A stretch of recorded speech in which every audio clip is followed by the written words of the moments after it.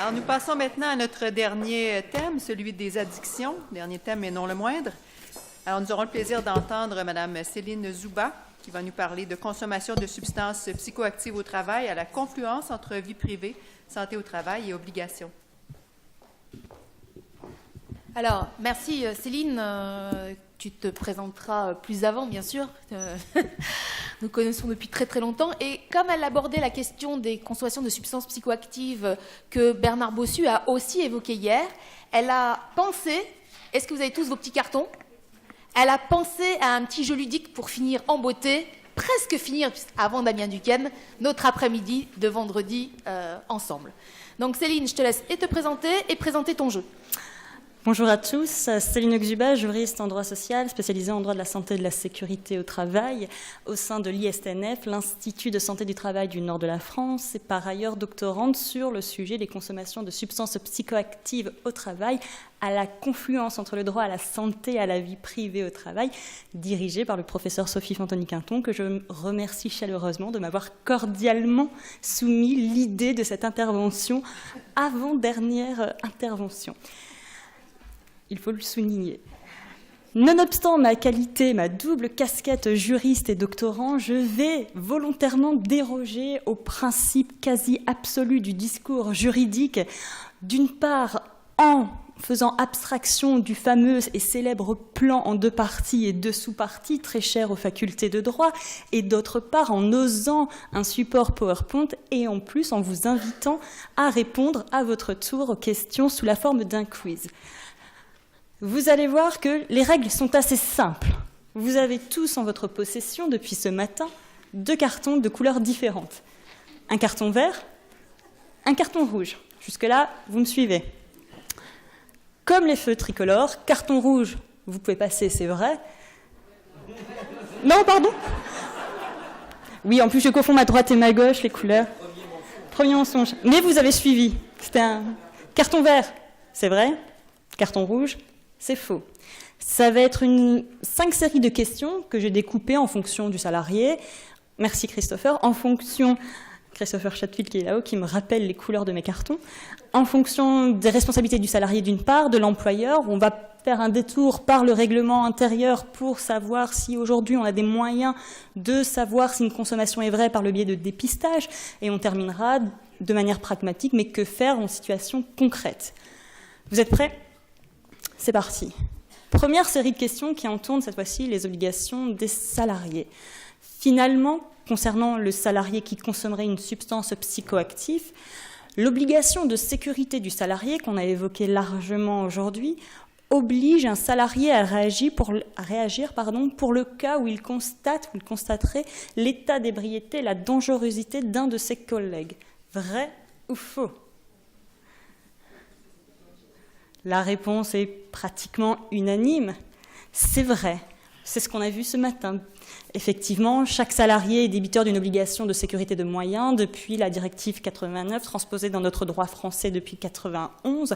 D'une part, le salarié doit prendre soin de sa sécurité, doit protéger sa santé, et il est vrai que les juges aujourd'hui sanctionnent, par exemple, l'état manifestement d'ébriété d'un salarié, mais en prenant des nuances, en regardant un faisceau d'indices. Est-ce que le salarié a commis plusieurs erreurs? A-t-il un passé disciplinaire? On va regarder son ancienneté également. On va regarder également le comportement du chef d'entreprise. A-t-il autorisé dans son entreprise l'organisation de pots avec des boissons alcoolisées?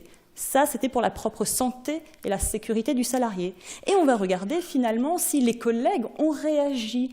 En l'espèce, il y a un arrêt de 2007 qui est venu condamner, la chambre criminelle de la Cour de cassation est venue condamner un responsable, un cadre et un agent de gardien, un gardien finalement, qui avait laissé repartir un salarié qui, après avoir fêté, vous savez, on fête beaucoup les départs en retraite au sein des entreprises, après avoir fêté chaleureusement et avec un peu d'alcool le départ de Madame X dans l'entreprise, un de ses salariés, finalement, s'était retrouvé dans un comportement manifestement anormal.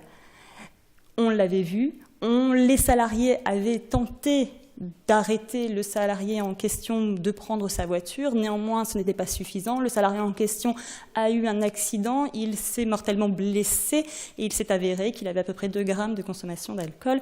Et on est venu rechercher les responsabilités civiles de l'employeur, on le verra, mais ici, en l'espèce pénale, responsabilité personnelle du cadre, de l'encadrant et du gardien qui avait au passage ouvert les barrières et laissé passer le salarié décédé. Deuxième type de question. Un salarié a le droit de fumer son joint au travail, mais uniquement pendant sa pause. Faux. Ah, j'ai quelques vrais, hein. C'est vrai qu'en droit, on fait une distinction entre les substances psychoactives licites, l'alcool, et les substances psychoactives illicites. Et aujourd'hui, la drogue, le cannabis, l'héroïne, l'ecstasy font partie des substances des SPA illicites sanctionnées par la loi de 70. Premier point. Deuxième point, il est vrai, on l'a vu ce matin avec Thomas Morgenroth, que le droit français consacre un principe cher, un principe fondamental, qu'est le droit au respect à la vie privée. Et également, à l'instar, le droit personnel. L'employeur n'a pas le droit de prendre de mesures pour sanctionner un élément tiré de la vie personnelle. Ça ne constitue pas en soi une faute disciplinaire, sauf à prouver, parce qu'en droit on aime bien les principes et les exceptions, sauf à prouver finalement un manquement contractuel aux obligations de sécurité du salarié. Or, ici en l'espèce, la pause constitue bien un élément de la vie personnelle, une liberté individuelle. On pourrait peut-être penser à tort que lors de ces pauses déjeuner, lors de ces pauses au travail, on a un retour à la vie personnelle. Sauf que dans un arrêt du 27 mars 2012, appelé l'arrêt du steward, il s'agissait d'un steward qui, entre 2 escales, pendant son temps de pause, avait finalement voulu se décontracter en fumant son petit joint et, manque de chance, a été pris en flagrant délit en train de le fumer. Il a été congédié sur le champ pour faute grave. Il avait tenté de arguer le respect à sa vie personnelle pendant 2 pauses et que finalement ça ne gênait personne à ce moment-là. Les juges, la Cour de cassation est allée dans le sens du licenciement disciplinaire au motif que certes on relevait bien d'un élément de la vie personnelle, mais ici on avait assez suffisamment caractérisé un manquement à l'obligation de sécurité du steward qui, même pendant son temps de pause personnel, dès lors que ce salarié appartient au personnel critique pour la sécurité, il devait avoir la maîtrise de son comportement, le cas où il reprenait sa vie professionnelle. On change maintenant de côté, on va voir le côté de l'employeur. L'employeur doit obligatoirement mettre en place une stratégie systémique de prévention des risques professionnels dans laquelle il intègre la prise en compte de substances psychoactives. Vrai ou faux? Bon, certaines ne se mouillent pas, il n'y a pas de carton jaune. Hein, Vrai, on l'a vu. On l'a vu depuis 91, le chef d'entreprise doit prendre soin de la santé et de la sécurité de ses salariés du fait de leur travail, L4121-1, traduit depuis 2001 par le fait que chaque employeur doit d'une part identifier les risques professionnels, les évaluer et retranscrire les résultats de cette évaluation dans un document qu'on appelle le document unique d'évaluation des risques professionnels, obligatoire pour chaque entreprise à partir de 1 salarié et qui doit, en plus d'être établi, doit être mise à jour annuellement. On parle des risques professionnels globaux. Le cas échéant, si dans l'entreprise il s'avère qu'il y avait un risque de consommation abusive de substances psychoactives licites ou illicites, il devrait, ce chef d'entreprise, intégrer dans son plan d'action de prévention les substances psychoactives. D'autant plus que on a quelques chiffres, qui datent un petit peu, certes, dont on ne sait pas forcément la pertinence, mais a priori, une étude de l'INSERM de 2003 montrerait que 15 à 20% des accidents du travail seraient, je mets du conditionnel, seraient dus à une consommation à un risque de substances psychoactives, tant licites que licites. Vous savez qu'en cas d'accident du travail, ça engage automatiquement la responsabilité civile du chef d'entreprise. Donc ça devrait l'inciter à mettre en place des actions de prévention. On continue avec les responsabilités de l'employeur. L'employeur n'est pas civilement responsable en cas d'accident du travail d'un salarié qui serait sous l'influence de produits stupéfiants. Civilement. C'est quoi la différence entre une responsabilité civile et pénale? On se la poserait bien. Civilement, l'employeur est-il irresponsable? J'arrête le suspense. C'est faux. Et c'est la deuxième chambre civile de la Cour de cassation qui nous explique bien que dès lors que le salarié remplit les critères de L411-1 du Code de sécurité sociale, qu'un accident ait lieu au temps et au lieu du travail, on remplit la présomption d'imputabilité d'origine, sauf à démontrer que le salarié, à l'instant T, n'était plus à la disposition de son chef d'entreprise. Et un arrêt en particulier du 17 février 2011 nous rappelle que même si le salarié a consommé de manière personnelle sur son temps de travail, cela n'enlevait pas de responsabilité au chef d'entreprise et ça n'enlevait pas l'imputabilité d'origine de l'accident le cas échéant. En outre, il pourra engager, s'il y a infraction, sa responsabilité pénale, l'employeur. Concernant le règlement intérieur, on a un peu évoqué de manière partielle. On va rentrer dans le détail. L'interdiction stricte à la consommation de tout type d'alcool en entreprise, y compris lors des pauses de déjeuner, est-ce possible? Vrai, faux? Autrement dit, dans un règlement intérieur, l'employeur, qui est obligé de le faire à partir de 20 salariés, peut-il interdire de manière générale et absolue tout type de boissons alcoolisées, y compris lors des temps de pause déjeuner? Vie personnelle. Vous pouvez participer, hein? Alors, tout le monde nous voit. Vrai, faux?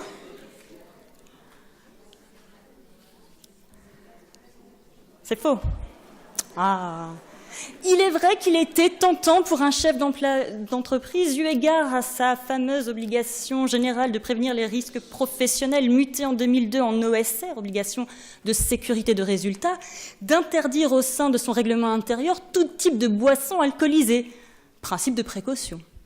C'était à oublier un petit texte dans le Code du travail qui rappelle R4228-20 qu'on ne peut pas rapporter en entreprise des boissons alcoolisées sauf le vin, la bière, le cidre, le poiret. Nous sommes heureux, en 2008, recodification à droit constant du Code du travail, ils ont enlevé l'hydromel. Nous sommes sauvés. C'est au détour d'un arrêt de 2012 que le Conseil d'État est venu repréciser cette chose. Conformément à la pyramide de normes, un règlement intérieur étant une norme inférieure au pouvoir réglementaire, le règlement intérieur ne peut déroger au pouvoir réglementaire. Or, le règlement prévoit la possibilité d'introduire le vin, le cidre, le poiret, etc. Sauf si l'employeur estime, par des mesures de sécurité, qu'il peut interdire, limiter ou interdire de manière absolue certaines boissons à condition de le justifier par rapport à la nature de la tâche à accomplir et que cette restriction, voire cette limitation, soit proportionnée à un but recherché, en l'espèce la sécurité. Autrement dit, aujourd'hui, on reproche aux entreprises, dans leur règlement intérieur, d'être trop généralistes et de ne pas s'adapter à la réalité de leur exposition des risques professionnels. Fort de cette jurisprudence, le pouvoir réglementaire a modifié les dispositions du Code du travail et aujourd'hui, oui, on peut déroger à ce principe à condition, toutefois, toujours de le proportionner, de le justifier. On continue avec le règlement intérieur.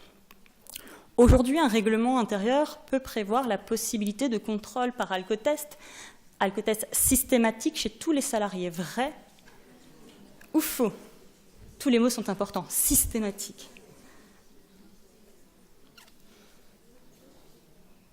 Faux. Aujourd'hui, un règlement intérieur, s'il peut prévoir la possibilité de pratiquer des dépistages d'alcotests, d'éthylotests, néanmoins, ce dépistage ne peut être systématique. Ça a été encore redit par la Cour de cassation 2002-2004, validé par la Cour européenne des droits de l'homme.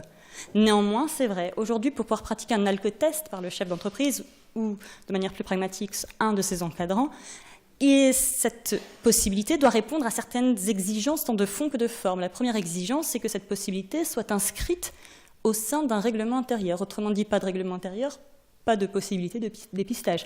Un règlement intérieur existe, mais sans mention de cette possibilité, on ne pourra pas y avoir recours à ce dépistage. Donc le règlement intérieur, exigence première pour mettre en place un dépistage par l'alcotest ou l'éthylotest. Règlement intérieur dûment établi, respectant la procédure, avec avis des représentants du personnel, CHSCT, à défaut les DP, et déposition au greffe du CPH et validation, enfin dépôt en tout cas, auprès de l'inspecteur du travail, puisqu'on a déjà vu aujourd'hui des licenciements basés sur un résultat positif d'alcotest être invalidés par la Cour de cassation au motif que le règlement intérieur n'avait pas été déposé au greffe du Conseil de prud'homme, qu'on n'avait pas recueilli les avis des représentants du personnel, jurisprudence constante. En outre, la possibilité d'effectuer par l'employeur, par son représentant, un alcotest doit être encadrée par certaines garanties de fond. Et notamment, on doit permettre, le règlement intérieur doit prévoir la possibilité du salarié de demander de solliciter une contre-expertise, laquelle sera à la charge de l'employeur. On ne dit pas la nature de cette contre-expertise, biologique ou pas. Ensuite, c'était une exigence posée par la Cour de cassation en 2002, réitérée en 2004. L'état d'ébriété du salarié doit être de nature à exposer les personnes ou les biens à un danger, ce danger s'appréciant eu égard à la nature du travail confié au salarié. Exigence réitérée en février 2016. Autrement dit, là, je parle bien des dépistages effectués par le chef d'entreprise ou son représentant. Le Conseil de l'Ordre a rappelé en septembre 2012 que ce type de dépistage ne devait pas être entre les mains du chef d'entreprise, puisqu'on s'était rendu compte que certains règlements intérieurs, j'ai dit du chef d'entreprise, du médecin du travail, puisqu'on s'était rendu compte dans certains règlements intérieurs qu'on confiait cette tâche aux professionnels de santé au travail, en l'espèce le médecin du travail, voire à l'infirmier santé-travail, dès lors qu'il y avait une infirmerie dans l'entreprise. Si le professionnel de santé a la possibilité, au regard d'un examen clinique, de l'effectuer, il n'est pas contraint par un règlement. C'est ce qu'on a rappelé, ces principes déontologiques de l'indépendance professionnelle et de son autonomie. Pour les alcotests, pour les éthylotests, le dépistage alcoolémie, la réponse est balisée depuis les années 80, réitérée régulièrement. Aujourd'hui se pose une autre question. Aujourd'hui, qu'en est-il du dépistage salivaire ? Qui peut le pratiquer ? L'employeur, le médecin, les deux personnes ? Aujourd'hui, autrement dit, peut-on effectuer un dépistage salivaire en entreprise ? Par l'employeur d'abord. Ça dépend des employeurs, ça dépend des entreprises. Ça dépend, hein. Ça c'est une réponse de juriste, ça dépend, c'est vrai. Par l'employeur, et maintenant par le médecin du travail. Et maintenant par le médecin du travail, demandé par l'employeur. Ah, il y a une double réponse. La réponse est incertaine. Il n'y avait pas de carton jaune, c'est vrai. Aujourd'hui, pour répondre à cette question, qui peut pratiquer un dépistage salivaire ? C'est vrai que le médecin, lui, il peut pratiquer les dépistages qu'il souhaite, biologiques ou non biologiques, dès lors qu'il les a en possession dans son cabinet. La question, c'est et l'employeur ? Mais pour répondre à cette question, encore faut-il savoir la nature de ce test de dépistage. Est-ce un test biologique ou non biologique ? Puisqu'actuellement, l'employeur ne peut réaliser que des dépistages non biologiques. Alors c'est vrai, on avait quelques textes juridiques, notamment un arrêté de 1969 qui prévoyait la liste des examens biologiques. Et dans cet arrêté de 1969 ne figuraient pas les dépistages salivaires. Normal, en 1969, ces dépistages salivaires n'existaient pas. Ce n'est pas grave, en 2013, nous avons eu un deuxième arrêté qui prévoit les examens cliniques biologiques nécessairement effectués par un professionnel de santé. En 2013, cet arrêté ne prévoyait toujours pas le dépistage salivaire pour détecter une consommation de produits stupéfiants. Et puis cet arrêté de 2013, n'ayant pas été valablement organisé par le pouvoir réglementaire, il a été annulé en 2016 par le Conseil d'État. C'est pas grave, le pouvoir réglementaire, cet été, en août 2016, a repris un énième arrêté fixant la liste toujours des examens biologiques. Et août 2016, on ne sait toujours pas si le dépistage salivaire pour détecter une consommation notamment de cannabis ou autres drogues illicites constitue un examen biologique ou pas. Face à cette incertitude de texte réglementaire, on a posé la question à la DGT, la Direction générale du travail, qui en 2009 autorisait les chefs d'entreprise à pratiquer un dépistage salivaire, sous certaines conditions, notamment qu'elle soit prévue par le règlement intérieur. Autre condition, d'avoir une contre-expertise pour le cours obligatoirement biologique. La DGT précisait quand même en 2009 qu'elle attendait la décision d'un juge pour réellement affirmer sa position. Entre-temps, on a eu divers avis, notamment l'avis du Conseil consultatif national éthique, les positions de la MIL qui s'est mutée il y a quelques années en MIL2K, mission interministérielle de lutte contre les drogues et toxicomaniques, conduite addictive maintenant, et la position de la SFA et SFMT, dont Damien Duquesne va vous exposer. On a eu quand même quelques arrêts, quelques jugements, notamment en 2014. En l'espèce, une entreprise de construction avait prévu au sein de son règlement intérieur, au titre de la prévention des risques professionnels, la possibilité de pratiquer sur ses salariés des dépistages salivaires. Le résultat de ce dépistage, s'il était positif, pouvant entraîner sanctions disciplinaires allant jusqu'au licenciement pour faute grave, donc privative d'indemnité de licenciement. Ce règlement intérieur, avec cette disposition, a été passé entre les mains de l'inspecteur du travail qui avait demandé à l'employeur de modifier cette clause, puisque pour l'inspecteur du travail, ce dépistage salivaire ne pouvait être pratiqué par l'employeur, mais par le médecin du travail, eu égard son indépendance, son autonomie. L'employeur ne l'entendait pas de cette oreille, a décidé de porter l'affaire au contentieux. On s'est retrouvé devant les juridictions administratives. Dans un premier temps, les juges administratifs du premier degré, c'est-à-dire le tribunal administratif, a donné raison à l'employeur en lui permettant de pratiquer un dépistage salivaire, en oubliant néanmoins la condition sine qua non qui est le recours à une contre-expertise biologique qui était passée sous silence. Ce jugement du tribunal administratif de Nîmes a fait l'appel a fait l'objet d'un appel, et la Cour administrative d'appel s'est prononcée en sens contraire. Le 21 août 2015, pour la Cour administrative d'appel, le recours à des tests de dépistage salivaire pour détecter une consommation de substances psychoactives illicites constitue une atteinte disproportionnelle à la liberté par rapport au but recherché, et ce dépistage ne doit être laissé entre les mains des professionnels de santé. Autrement dit, l'employeur ne peut pas recourir à de tels dépistages salivaires. On espérait que cette affaire aille au plus loin pour avoir une jurisprudence peut-être du Conseil d'État. Malheureusement, l'histoire s'arrête là, puisque l'entreprise a fait faillite, il n'y aura pas de pourvoi en cassation. Donc nous n'avons pas de jurisprudence, mais une décision, un arrêt de la Cour administrative d'appel pour laquelle l'employeur ne peut pas pratiquer de tels dépistages. Néanmoins, pour cette Cour administrative d'appel, elle estime, paradoxalement, que ces dépistages salivaires ne constituent pas un dépistage biologique. C'est son opinion. Autrement dit, aujourd'hui, c'est vrai qu'aucun texte n'interdit, mais aucun texte non plus n'autorise l'employeur à pratiquer de tels tests.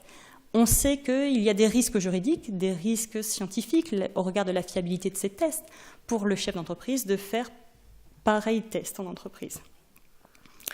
De manière pratique, finalement, si un salarié présente ce que j'appelle un comportement manifestement anormal, peut-être ou pas d'ailleurs lié à un état d'ébriété, l'employeur doit renvoyer le salarié concerné chez lui.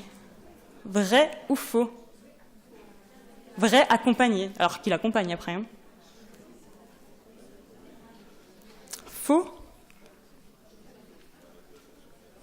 On est bien d'accord que le salarié dans un état manifestement anormal, on le retire de son poste de travail, d'autant plus si c'est un poste de sécurité, ça s'appelle une mesure conservatoire.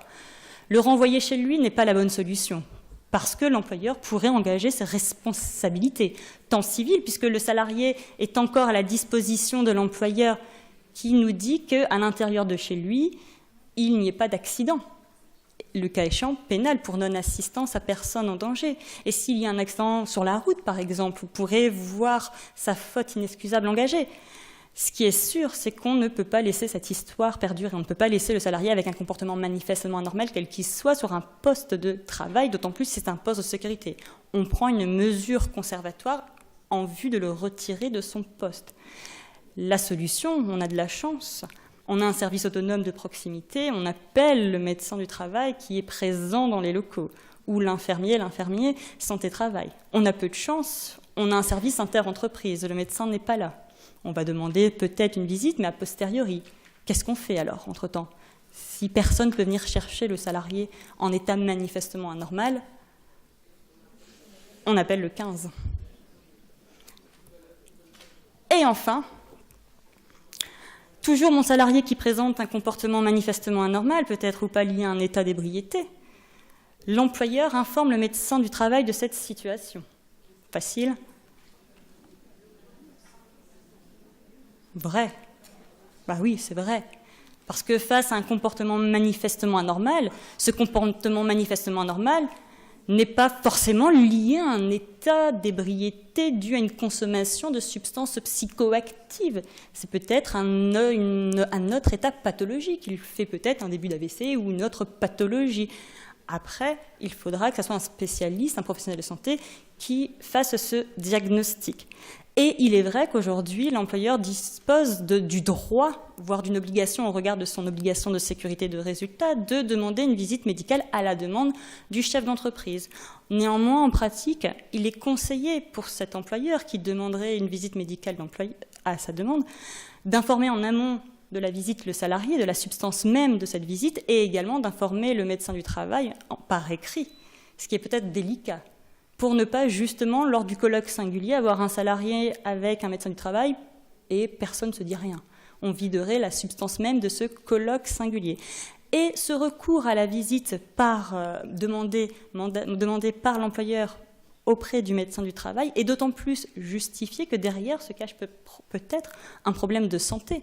On parle de consommation, mais est-ce une consommation récréative, ponctuelle, ou est-on déjà dans une dépendance? Et là, il faut souligner un arrêt du 3 juillet 2013. Je vous expose les faits en vitesse. En l'espèce, c'était un salarié qui a eu un comportement de violence et a frappé son N+1 hiérarchique. Ce salarié pris donc violent a fait l'objet d'une mesure disciplinaire, a été licencié pour faute grave. Il a contesté son licenciement auprès des prud'hommes, cour d'appel, etc. Et les juges ont demandé une expertise médicale pour finalement diagnostiquer l'état de santé de ce salarié. Et cette expertise médicale a conclu, je lis avec vous, que le comportement violent du salarié était la conséquence de troubles psychiques dont il était atteint et des médicaments qui avaient été prescrits pour le traiter, lesquels, consommation de médicaments, avaient entraîné une addiction ayant pour effet secondaire d'altérer son état de conscience et de désinhiber son comportement. Conséquence, on était en face d'une pathologie, d'une dépendance. Or, il est vrai, on l'a évoqué, un principe cher en droit du travail, interdiction de prendre toute mesure, toute sanction, toute mesure disciplinaire de licenciement, eu égard à un motif lié à l'état de santé, au handicap. Une telle mesure serait qualifiée par les juges d'une discrimination frappée par la nullité de manière rétroactive. En l'espèce, le 3 juillet 2013, le Conseil d'État a annulé le licenciement du salarié puisque le comportement violent qui était à l'origine de cette mesure était dû à une consommation de psychotropes, une consommation addictive. Ça peut paraître un jugement, en tout cas assez sévère pour le chef d'entreprise, puisque d'une part, injonction paradoxale, on lui dit de prendre tous les moyens pour préserver la santé et la sécurité, obligation de sécurité de résultat, on l'a vu. De l'autre côté, on lui interdit d'interférer dans la vie privée, article 9 du Code civil, article 8 de la CEDH et compagnie. Qu'aurait dû faire cet employeur en l'espèce? Avant de sanctionner, nous disent les juges, il aurait été opportun pour l'employeur de demander une visite médicale à son médecin du travail. Je vous remercie.